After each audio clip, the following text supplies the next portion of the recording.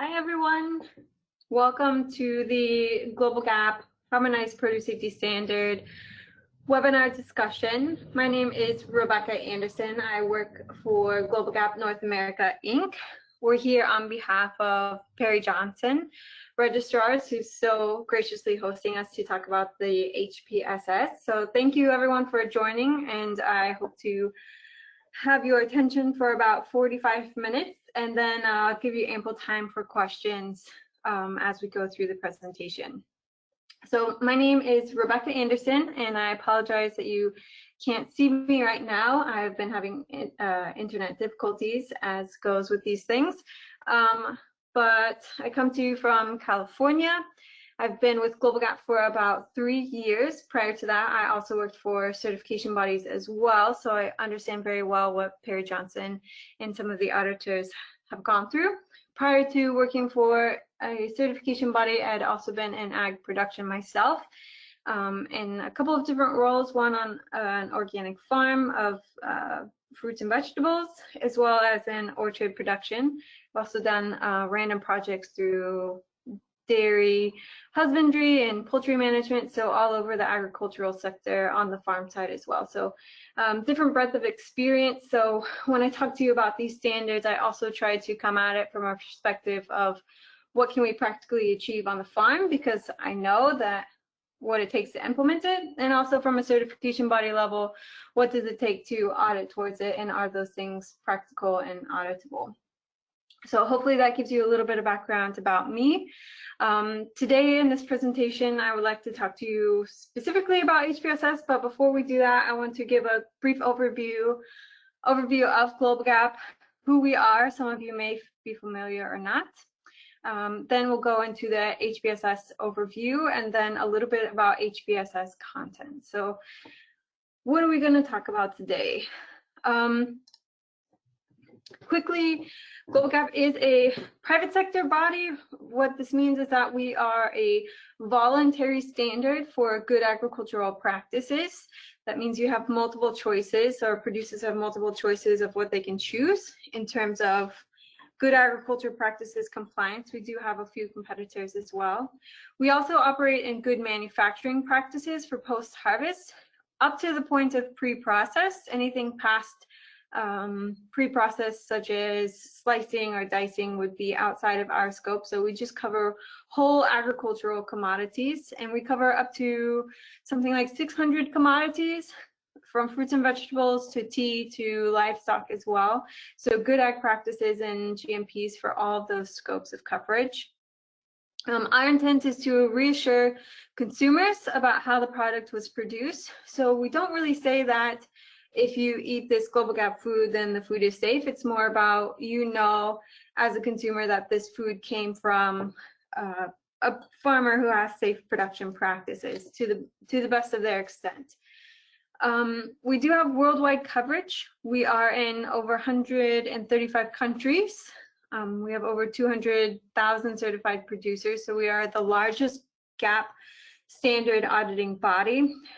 In terms of the United States, where we're having this webinar, we are one of 3 main standards, but we still hold a pretty good footprint of that.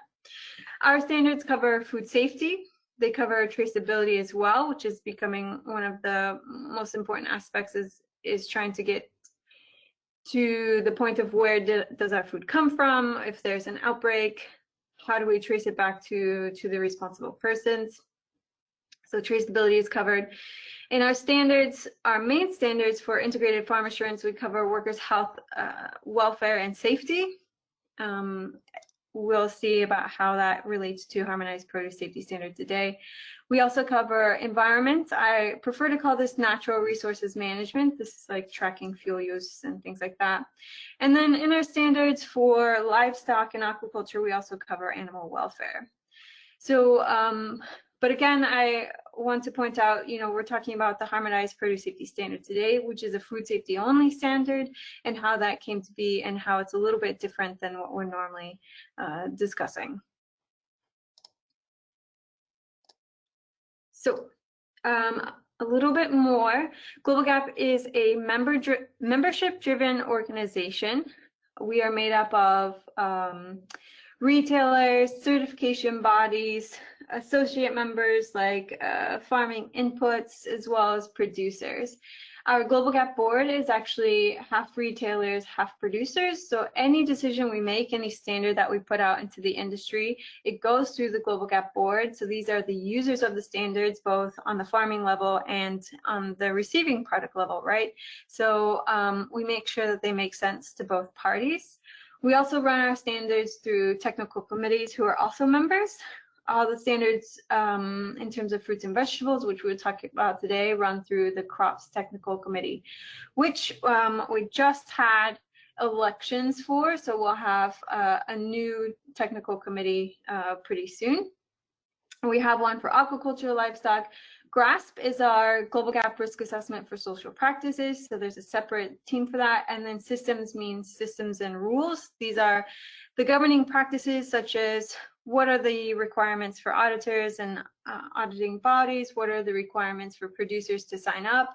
What is the certification process? How many days for corrective action? So systems and rules is hugely important to us. So as the GlobalGAP team, we basically are responsible for monitoring and managing these stakeholder groups, as well as ensuring that the standards work for everyone. So we also accept all of the feedback and make sure that it's being heard and represented inside of those standards.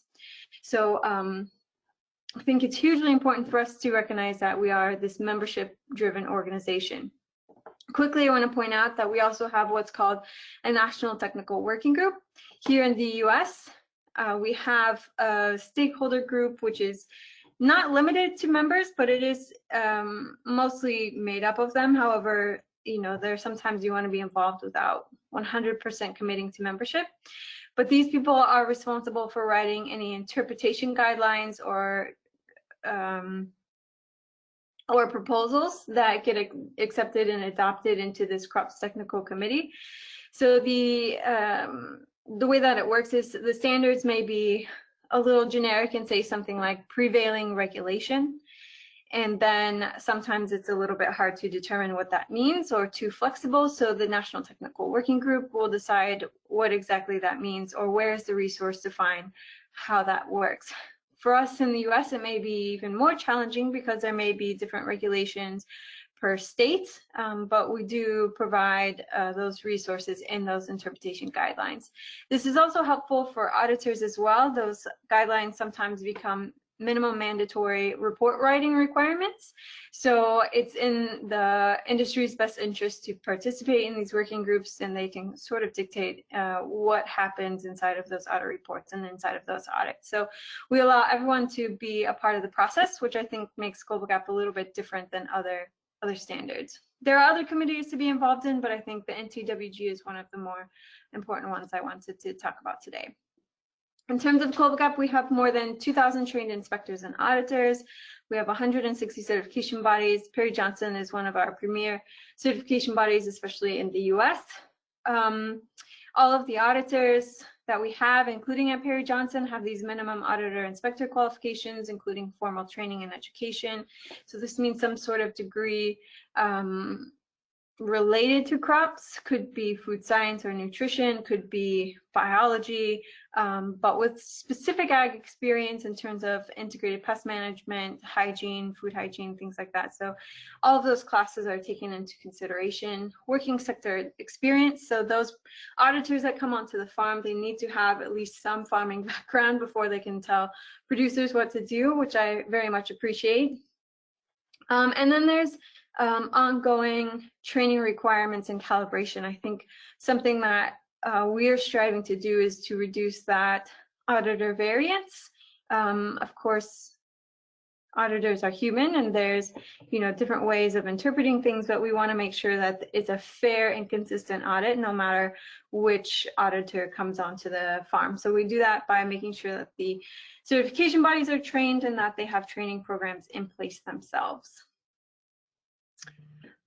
One other unique aspect that we have is that each producer that signs up into our program gets a GGN, or Global Gap number. This is a 13-digit number that uniquely identifies the legal entity. So this legal entity is identified by the GGN, and we can track the certification status of that producer and the audit report information of that producer through this GGN. In countries other than US, basically, most of the producers will use this GGN and put it directly on their product boxes so that the receiver, such as the retailer or distribution center, they can check the status, the Global Gap status of that product as it's being received. So they have different ways to do that. We don't really utilize the GGN as efficiently as they do in, say, Latin America, for example, or in Europe, but something that we're striving to do, at least to get to that ideal level of transparency and traceability. But each producer does get a 13-digit number. That's something as soon as producers register, they will receive. Just to give you an idea, I think it's always interesting to see what do we certify. So again, I said we have over 200,000 producers certified right now. These are the most common products that we certify. And there's two graphs here. Maybe I should have, I like this graph. So we have a difference between certificate holders and producers certified. So this would be the certificate holders, and this would be producers certified. And there's a discrepancy here, and this is because most of our producers, if we look at apples, most of those producers are actually in a producer group. So you might have one certificate holder for every 200 producers certified. So this allows the producers to become certified much more easily. They operate in a quality management system, and then the certificate holder is responsible for what happens to that certificate. So it just allows more flexibility for the producers at usually a cheaper cost to the producers. About 80% of our business is actually by this option 2 QMS. So this is why you see these lighter green bars looking a little bit bigger than the certificate holders. In the US, it's about 20/80 actually. It's opposite. We're a little more independent in the US, so it's interesting to see how that would play out if we compared this chart to just the US. But in general, yeah, this says a lot about not only the fact that we certify in groups, but the types of products that we typically are looking to see. But again, we cover over 600 different commodities in all of our standards. So focusing on the HPSS, so the HPSS is a little bit different than what we just saw in this whole chart right here. So like we were saying, most of the standards are written here in our technical committees. They go through our board, and then we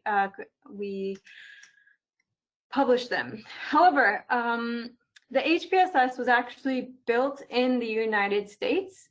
The framework of HPSS is the United Fresh Produce Harmonized CAP Initiative. So United Fresh Produce Association is a large produce association in the US, one of the largest between United Fresh and PMA. They also do a lot of lobbying on behalf of producers for things like getting fresh fruits and vegetables into schools, making sure that producers have a fair chance in terms of imports. So they're a very big organization in terms of producer vitality and viability. But we like working with them because they're also they have a really great food safety team. And what they decided to do is create this Harmonized CAPS initiative in 2009, and we'll go over that. So this Harmonized CAP already exists, and then we along with United Fresh, adapted it for the produce safety rule.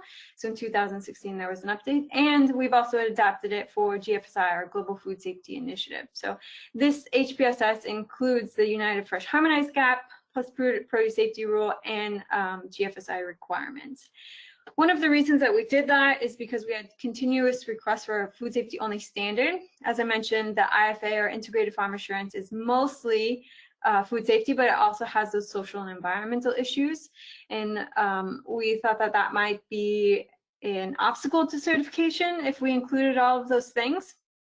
And we also wanted a broader representation from the entire supply chain to drive acceptance of common standards. So this Harmonized CAP Initiative is basically a US-based stakeholder group that drove certification implementation. So after they met in 2009, they basically came up with the Field Operations and Harvesting Standard. There's also a Post-Harvest Standard, and the HPSS is the combined version of those. This will look a little bit different than what you see from GlobalGAP because they have a requirement, procedure, verification, and corrective action. So we have just the requirement and just the procedure as a part of our standard.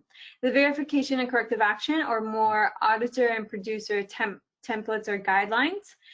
So we do refer to these a lot if there are questions about the Harmonized CAP standard. So how does this work? So United Fresh serves as a secretariat for the Harmonized CAP Initiative for this standard, for this document. They support the different committees, the technical working groups and the calibration committees. We have quarterly meetings. They're the ones responsible for updating this Harmonized CAP standard. And the point of contact for technical questions. So really, they are the managers of the technical working group, who is the standard facilitator, if you will. So all of the official versions of the United Fresh Produce Gaps Harmonization Initiative would be on the United Fresh website. And what happens is that United Fresh licenses out this standard to different audit organizations. So GlobalGAP is the licensee of the United Fresh Produce Gaps Harmonization Initiative.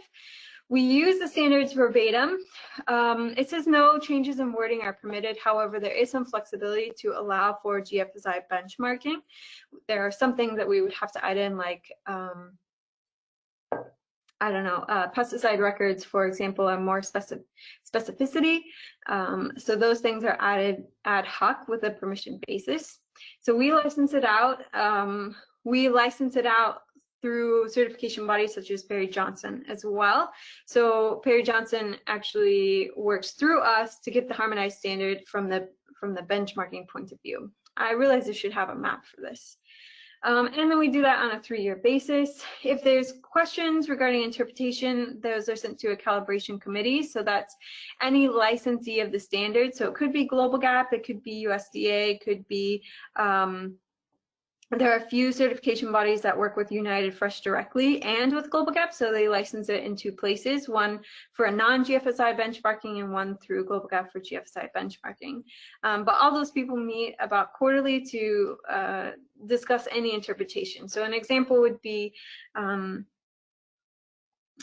throwing toilet tissue down the toilet. Some countries can't do that because they don't have plumbing, and the standard said you can't do it. So we had to come up with something more flexible, like you can put it into a sanitary box as long as there's a sanitation procedure. So the calibration committee comes up with solutions like that. And then once enough of these questions come through where we have to adapt different practices, then we establish a rewriting process. The technical working group consists of customers, so this would be brands and retailers, suppliers being producers. The government is also there, so for example, FDA participates as well as USDA. Then the different auditing companies are in association staff, so the Farm Bureau participates as well as other extension agencies that support producers. So everyone sort of who has any sort of impact on farm level would be involved in this technical working group.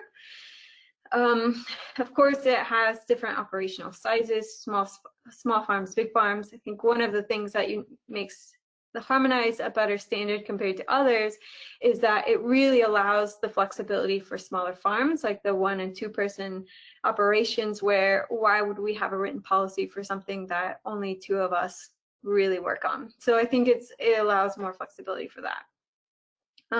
And there are persons involved, stakeholders from Mexico and Canada, which I think also help broaden the scope, because it really isn't a limited standard to US.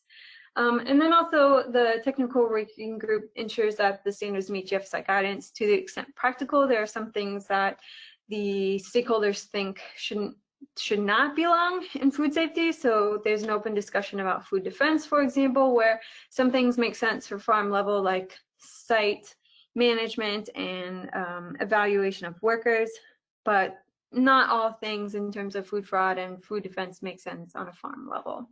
So to the extent practical, they adopt the GFSI practices. I want to quickly just talk about GlobalGAP and GFSI, since I've mentioned a few times. GFSI is the initiative based off of the Consumer Goods Forum. So it's a stakeholder work group of different, essentially brands and the largest brands and retailers, and they really wanted to benchmark and harmonize food safety standards. And it's important to recognize this harmonized standardization actually happened kind of in parallel as GFSI. It initially started in 2009, which was before we've even heard of GFSI. And although we've been benchmarked to GFSI for about 5 years, maybe 7 years now, this process had started way before GFSI grew in popularity. So it's interesting that there were different harmonization initiatives happening at the same time. But in any case, the HPSS does have benchmarking recognition. So GlobalGAP took the United Fresh Harmonized CAP Initiative. We added a few control points, things like mass balance, etc. We'll go over that. And then we get this benchmarking recognition. So when we go through benchmarking, what I mean by standard content is that there's a review of all of the control points and how do they fit into food safety. So you can see that GlobalGAP, Primus, GFS, SQF, and Canada GAP, we're all on this minimum level playing field in terms of what we offer on food safety.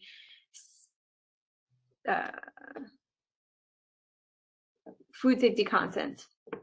And then this benchmarking also takes into consideration certification body accreditation. So the CBs who audit any one of these standards also have to go through accreditation audits.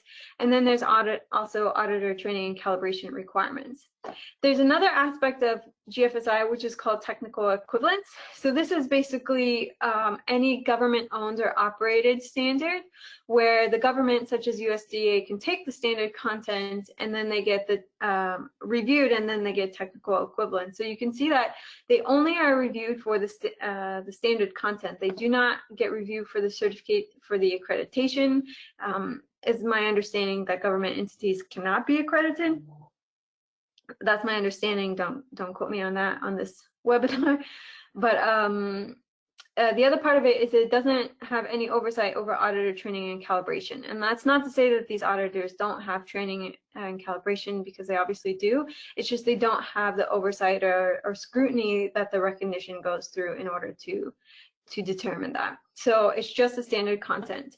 And I bring this up for two reasons. One is that both GlobalGAP and USDA have GFSI versions of the Harmonized CAP Initiative. So we have one that's HPSS, which is GFSI benchmarked, and USDA has one which is USDA GAP Plus, I believe, which has technical equivalent. So you can see that it's all based on United Fresh. We have very similar content, but again, they don't have to go through the additional requirements in terms of standard operating requirements for certification bodies, training, and oversight. So hopefully that gives you a little bit of insight about where HPSS is, how it compares to other standards, and where it fits under the GFSI umbrella, and how it's different from the USDA GAP requirements. So other things to mention is there were some updates from this 2011 standard. So it went published in 2011, revised in 2016. This was basically a produce safety rule update. This is where the FDA came out and said the USDA's version of the Harmonized CAP does have alignment with the produce safety rule requirements. That's a fancy way of saying the United Fresh has alignment, which means GlobalGAP has alignment, because it's the same standard in terms of the non-benchmarked requirements. And then we are going through a revision right now. Some of the requirements were to enhance the documentation requirements. We wanted to reorder some of the content because there were questions about containers or hygiene that were post-harvest and pre-harvest, but they were asked twice. So just ask it in one place. And then I put food defense in quotes because, again, that was a very contentious topic, but what was decided is that the parts that are relevant to the farm, like site security and personnel security, were added to the standard because those do make sense. And right now we're just waiting for GFSI version 8 publishing, which should come out at the end of this month. Then we'll just ensure that anything that could be included will be included. So we do expect a revised version of HPSS sometime in fall 2020. It will take a while to publish those documents. And then, of course, it will be re-benchmarked.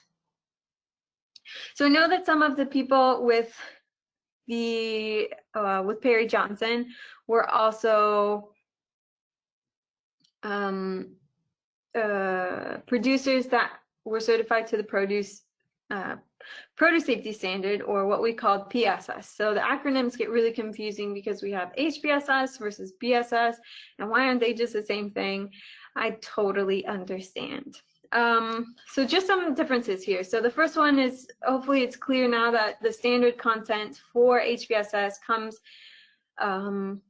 basically from the United Fresh Technical Working Group, plus the different writers for GFSI. And then we also included mass balance and traceability requirements. So there's a few questions on top of this United Fresh content. It is USA-centric language. It doesn't mean that it doesn't translate well outside of the US. It just means that it's just something that will be more familiar with producers when they talk about different topics. In the harmonized standards, there are a lot of implicit policies. So there will be times where the standard will say, is a certain policy required? In other standards, it might be that the auditor has to see a written policy, but sometimes it doesn't really make sense for the small farms, as I had mentioned earlier. So it would be like, if instead of asking for a written policy, if we interview person A and person B and the policies are answered the same, then that means that there's a policy. And is it being followed by observation? So it gives a lot more flexibility in terms of what the producers need to do, but it also requires the auditor to do a little more digging in terms of the way they interview, the questions they ask, and how long they stay on site in order to understand if the requirements are being met. One challenge with HPSS is that the GlobalGAP add-ons would not be possible. So earlier I mentioned GRASS, the Social Practices Risk Assessment, but HPSS was specifically designed to not include the environmental or social. So right now add-ons wouldn't be possible. If a producer wanted something like that, they would go to the IFA, or Normal Integrated Farm Assurance Standard. So in terms of differences from the produce safety standard, PSS was originally part of IFA. So if you took the Integrated Farm Assurance Standard, the original 218 questions, then took out the worker health and safety and natural resources management, then we had produce safety standard. The difference here being that this was developed in-house with GlobalGAP because it's part of our IFA technical committees. So it had a little bit different language than the United Fresh Harmonized Standard. The thing is that we didn't update PSS to the version 5 changes. We wanted everyone to move over to HPSS. So PSS in its current form still exists until July of this year, at which time we do want everyone to move over to HPSS. We did have something called the Produce Safety Assurance Standard, so PSAS, which was a reduced version of IFA version 5. However, we in the recent months decided not to benchmark that. So the only benchmarked one, food safety only, would be the HPSS for right now. We will keep continuing to do IFA as a GFSI benchmarked as well, but again, we'll include the worker health and safety and natural resources. So that's kind of an overview of how they're a little bit different. I think in terms of actual content,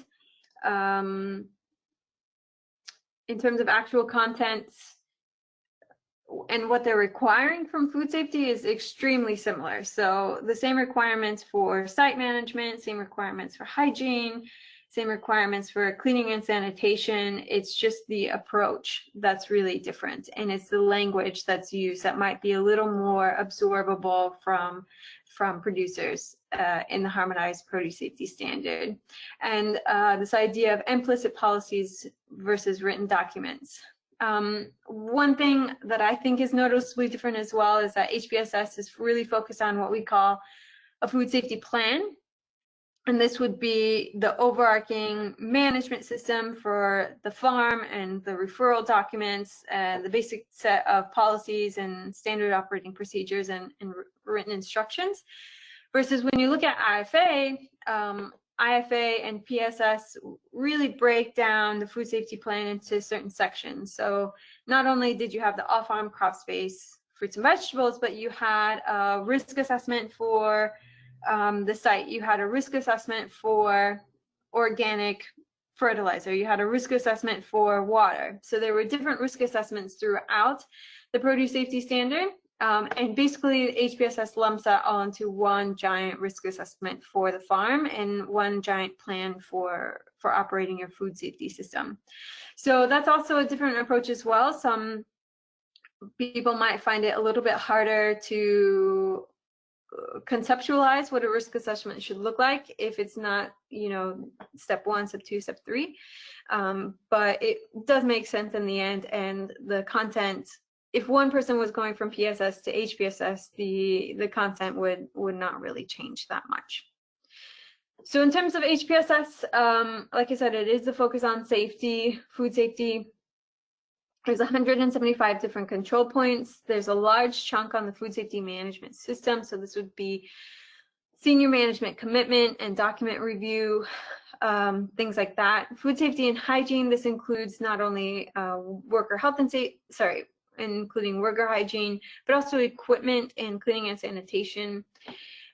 It does look like there's a smaller section on traceability, but traceability would be inherent through any one of these systems as well. But the actual control points towards traceability are relatively small, but again, it would all have to fit together. And then there's 62 questions on post-harvest hygiene. So there is the post-harvest section of this combined standard as well. So what's in it? So I want to talk a little bit about the content as well. So first of all, there's the general traceability and recalls we talked about earlier. This would be in any sort of food safety standard in general, right? Just in case something happens, we want to be able to trace that product back to the farm level, to individual blocks, something like this, or however the producer's records are kept, which also relates back to site management, right? So how do they keep their site records? Site management also includes looking at adjacent land and how those could be a risk. So you have hedgerows here and you have windbreaks, so things like that would also be a part of the site management practices. Then we have field production. So as the product is being grown, what sort of risk factors are included there? So here we might talk about compost, we might talk about planting equipment, irrigation would fall under water management, so making sure the water comes from a suitable source and is maintained in sanitary conditions throughout the growing cycle.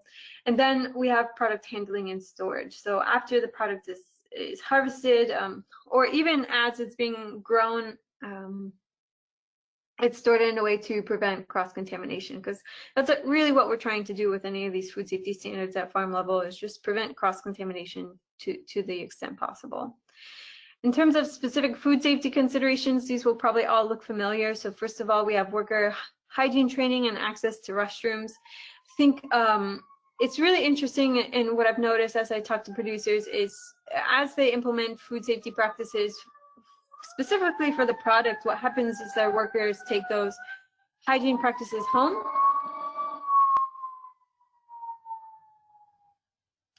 Sorry, that's real life. I apologize for the noise. So they take these practices home and then instill better hygiene practices. But what they're finding is that they have workers missing work less from being sick. So the improved hygiene practices for food safety has also helped them at home in preventing illness. So it's a pretty beneficial thing that producers are doing, not just for the workers, but also for themselves, because they have increased workers showing up. So I think that's just an interesting to think about, where there's other beneficial practices or other beneficial aspects to food safety. In any case, so food safety considerations, worker hygiene, access to restrooms seems familiar. Any tools, containers, equipment, and vehicles are in good repair and clean. We don't want anything coming in contact with the produce to be a source of cross-contamination. So before it comes into the field, it's been checked, it's been cleaned. No excessive animals or pests present. And I have this picture here of 1,000 geese or something like that. We're not talking about the 1 or 2 birds that fly overhead. We're talking about the power line that goes over the field that has nesting animals in it and have, you know, feces present onto the product as we're walking through the field. So 1 or 2 birds or 1 or 2 deer, whatever it is, you name it, I've seen it. Antelope, raccoons, bears, but what we're talking about is this excessive or systematic pests. Here we could also talk about rodent droppings as well, so making sure that all of the produce is protected from contamination in that regard. And then we also have food and materials storage. Sometimes we forget about our packaging material, and we know that we're going to put raw product in there, so we want to make sure that that stays in a good condition as well. So all of this should be pretty familiar if you've done produce safety standard already. There's not really any inherent changes in those food safety considerations, but again, this idea of risk-based management means that the producers have flexibility in how they manage these requirements, how often they clean these rooms, how they inspect them, etc.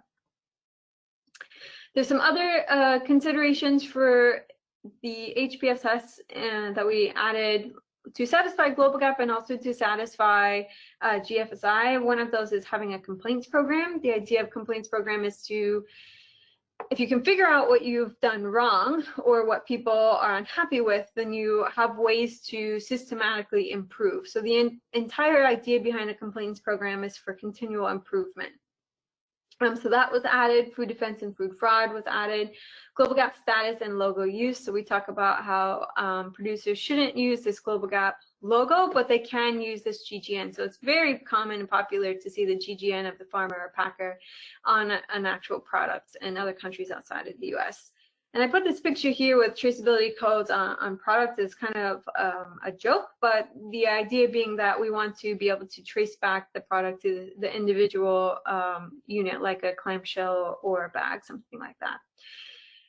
In the case that a producer has certified a non-certified product of the same product, so let's say that they're growing oranges, but they have some for fresh and some for frozen, how do they design and segregate which products that they decide to certify and not certify? And then mass balance just means that when the product is sold, all that product came from a certified source, and we should be able to do that through things like packouts or harvest records and storage records. All of these documents, so that's basically it. So we talked about overall document control specific to hygiene practices, and then some of the additional considerations. And there's only 175 questions in HPSS, but they're going to be very similar to what producers have seen in PSS. All of our documents are available in the document center. This presentation will be given to the attendees, so you can go through the PDF and then hyperlink to our document center. It would look something like this front page here, and then you scroll down a little bit and you have this document center, and you could look for anything. This is a search bar, and you would just type in HPSS, so you can find it on the side right here, Harmonized Produce Safety Standard, and get all the documents from the rules to the control points, and then the checklist in terms of just getting an Excel version of the checklist. Right now, HPSS is only available in English and Spanish because it's only really used in North and Central America. I think we might move into South America, but we haven't expanded really beyond English and Spanish speaking countries yet. Other places that you can find information is going directly to the United Fresh website. So they have a food safety tab, and you click on that, go to Food Safety Harmonization Initiative, and then you could access all of the documents here. So upcoming training, downloading the standards. So this is the United Fresh version of the standard versus the GlobalGAP version of the standard, which will have those additional GFSI criteria. Endorsements, so you can see the retailers and brands and producers that stand behind it.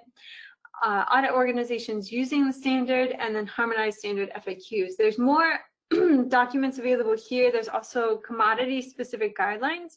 There are a few times in the standard it says refer to prevailing regulation, which we talked about, but it also might say refer to industry best practices or industry standard. So there's also a link in here which shows us different commodity standards. So avocado, best good agricultural practices. I don't think there's one on citrus. What do we have? Avocado, watermelon. There's a bunch of different ones. So those are also really good resources because it also shows producers and gives them background about what they should be doing on their farm. It also gives those of you that are auditors on here a little bit of background of what you should be asking for. So I think this is a really good website as well. I use this several times a week just to give you an idea of how often I go to that. Other than that, with GlobalGAP ourselves, you can visit us at our website. We have a Twitter, Facebook. We also have a YouTube channel. I should have sent you that link as well, but there's just introductory videos. There's also videos on option 2, which is that quality management system or that group certification that I mentioned earlier. And then you could also follow us on LinkedIn to talk about food safety and or sustainability. But other than that, I just want to say thank you for your time. I left about 15 minutes to answer any questions.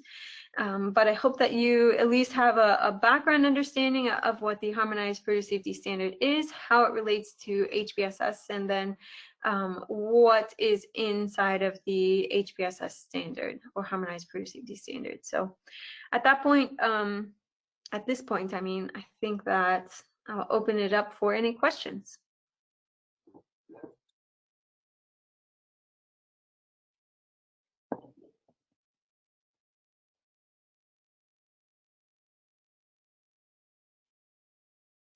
For the questions, you can either type into the chat box, you can type into the questions on the side. There's a spot where you can type in questions, or you can, I don't think you can ask questions out loud.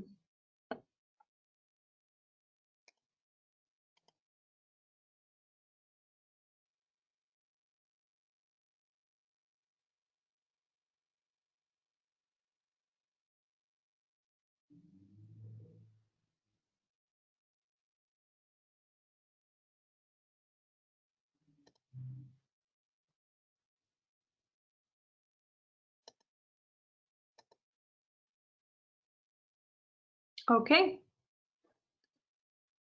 In that case, I don't want to keep you any longer if there are no questions.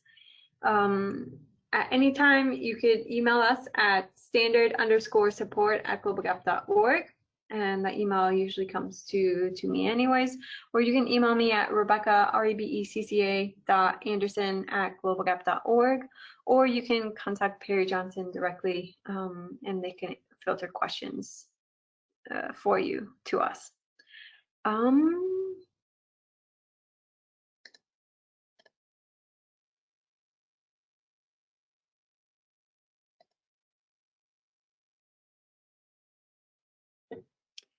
One question was, when you need a specific standard for coffee or a socially responsible module, how does it work? It's hard to answer that question when we're talking about the Harmonized Produce Safety Standard, because this particular standard only covers fruits and vegetables. But if we were talking about the IFA standard, let's go to, wrong way. go to this standard. So if we were talking about IFA,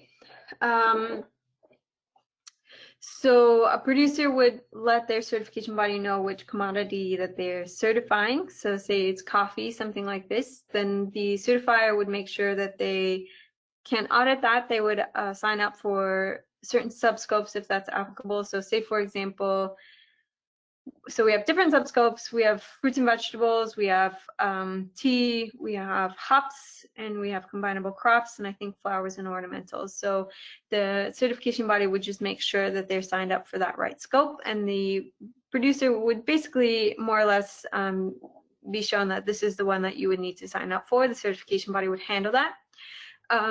And then for the certification body to do that, they would just ask GlobalGAP to add that to their scope. There's a little bit of a fee exchanged, and making sure that the auditors are up to date for that particular commodity, but that would mostly be handled by the certification body. For anyone who is a producer, so unfortunately, coffee wouldn't work for HPSS, but it could work for IFA. But for things like the social practices, if they wanted to, if a producer wanted to add that, they would essentially do the same thing. They would ask their certification body. The certification body would make sure that they have that scope added to their requirements by asking us, and we would update our license agreement. Then we would also ensure that the certification body has trained auditors. And the producer, by signing up, would get a copy of the checklist and the checklist requirements. So that would be given to them in advance. Also, that could be looked up on the document center as well if you just look up grass, for example. And then something like that, say that you're doing fruits and vegetables, but you want to add the social practices, it would just be a tack on to the already existing audit. So the auditor would come out for the fruits and vegetables food safety audit, and then they would say just a little bit longer to do the employee representative interviews, a couple of hours, or depending on how big the farm is, of course, it might take longer than that. And then there would be a separate checklist that is conducted for that. This would also mean that there may be some things in the add-on that the auditor finds, but those shouldn't impact the actual food safety audit itself. It's very rare that that would happen. So basically, the producer just asks for it. The CP makes sure that they are able to audit to it. If they're not, then they ask GlobalGAP to do it and ensure that they have training. Hopefully that answers that question. If not, you can clarify if you, or you can ask me to clarify.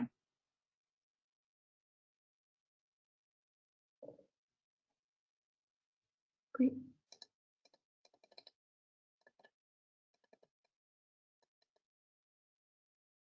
Okay.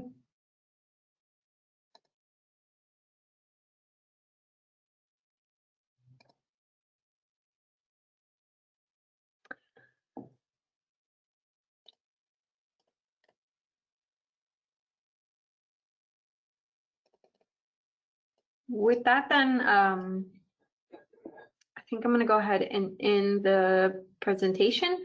I just want to thank everyone again for your time and attention and being interested in the Harmonized Produce Safety Standard. Thanks for being involved with GlobalGAP and understanding that since we are membership driven, that there are more ways to participate as well and have your voice heard. And then just want to again thank Perry Johnson for hosting this webinar very graciously and giving us the time and airwaves to be able to talk about the Harmonized Produce Safety Standard, and for their continued support and collaboration. We really appreciate them as a certification body. So thanks to Amy and thanks to Lauren for your time and efforts to make this get off the ground. So once again, look forward to hearing from you via email or other pathways, and you can contact me anytime, rebecca.anderson@globalgap.org or standard_support@globalgap.org. So thank you again, and have a wonderful afternoon, evening, wherever you are in the world.